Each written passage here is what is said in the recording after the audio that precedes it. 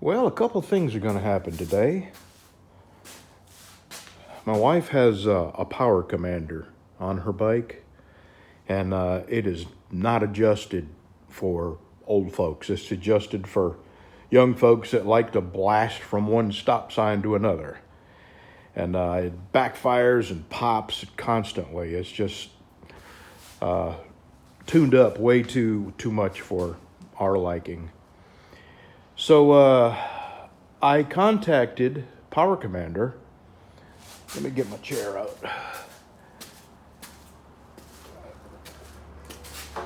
I contacted Power Commander, their technical assistance people, and I asked them about removing it.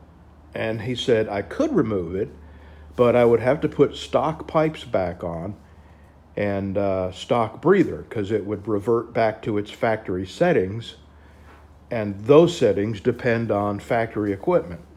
You know, with an O2 sensor. This bike came with an O2 sensor. This bike did not.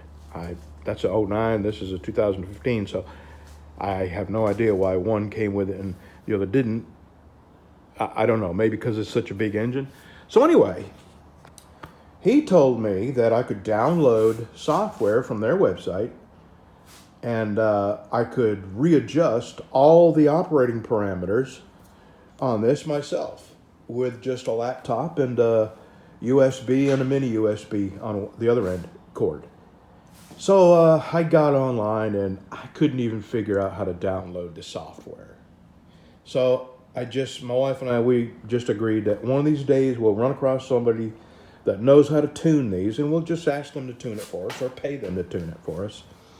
In the meantime, I get another email from the tech people, the guy I spoke with, his name was Chris, and he asked me if, I had done anything, how it was going, what I planned on doing, and I thought that was pretty cool. They were very helpful the first time I spoke to them on the phone, and the email was wanting to know if, I was satisfied with what, if I had made any progress.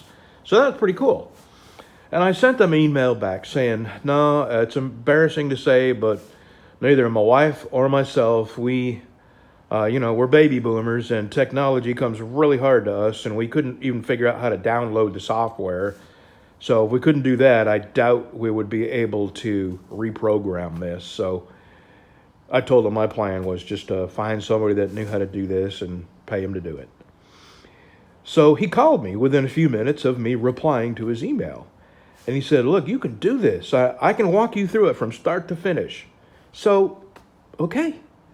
Today, he's going to call me at 10 o'clock my time, which is about an hour from now. He's going to show me, walk me through downloading the software for this Power Commander 5. And then going to help me program it for old folks that drive like old folks. So, it's cold out. You sure you want to be out here without your jacket? I'm wearing shorts, but it is cold. I plan on getting in the sun in just a minute. Look at that face. Look at that face. That's my boy. That's my good boy. I sure do love this dog. Yes, I do. So anyway, that's what I'm doing next. I'm going to ride this up to my, I got to have Wi-Fi. So I got to ride this up to my front porch up there. And I'm going to set a table up beside this with my laptop on it and a cord running to the Power Commander and wait for him to call. What I was going to do today, for some reason, this turn signal is not working the way it's supposed to work. It keeps getting stuck.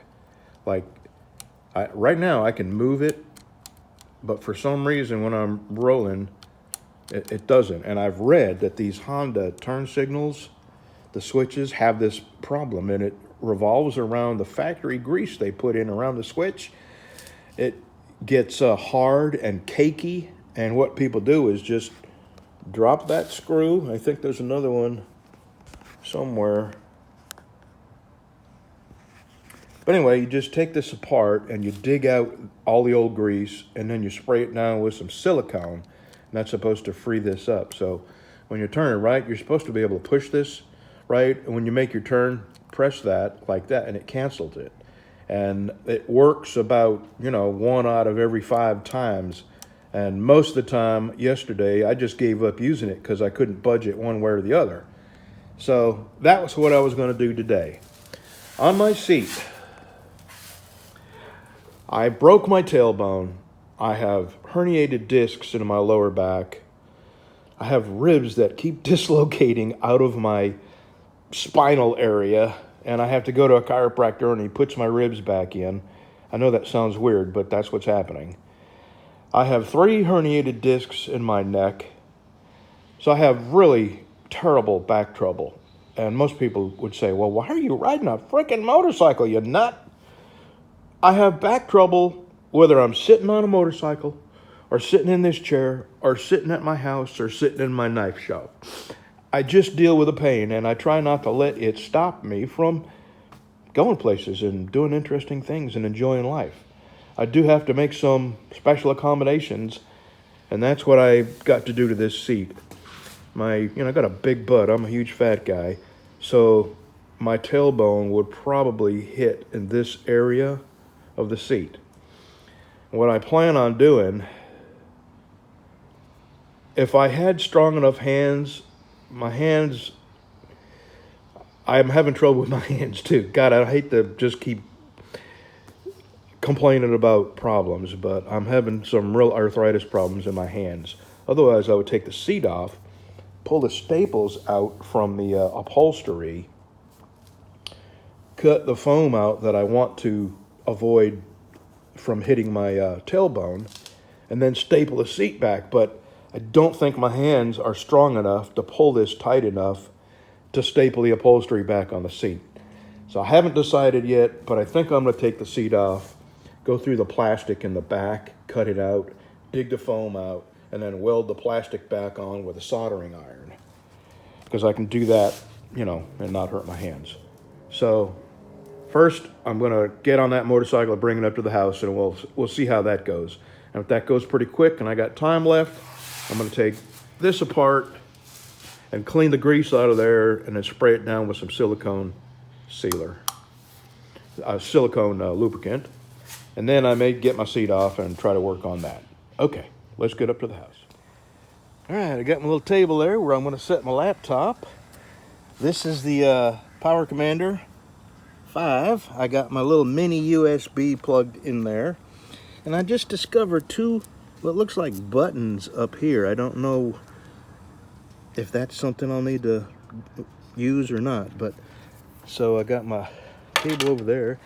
And I got my umbrella, so I'll be able to see the computer screen just to keep the sun off it.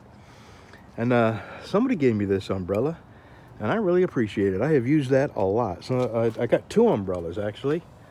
And I keep one in the truck, and I keep this one at the house so I can walk back and forth between my shop and the house. Okay, I'm just waiting for the guy to call. All right, we just got off the phone with the Dynajet Power Commander people.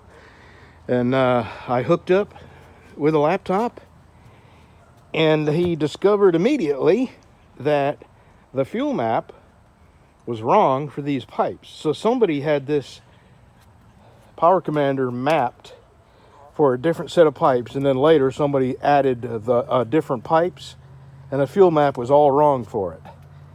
The fuel map was set up for 2-into-1 pipes, and of course these are 2-into-2 pipes, and different brand, different amount of back pressure.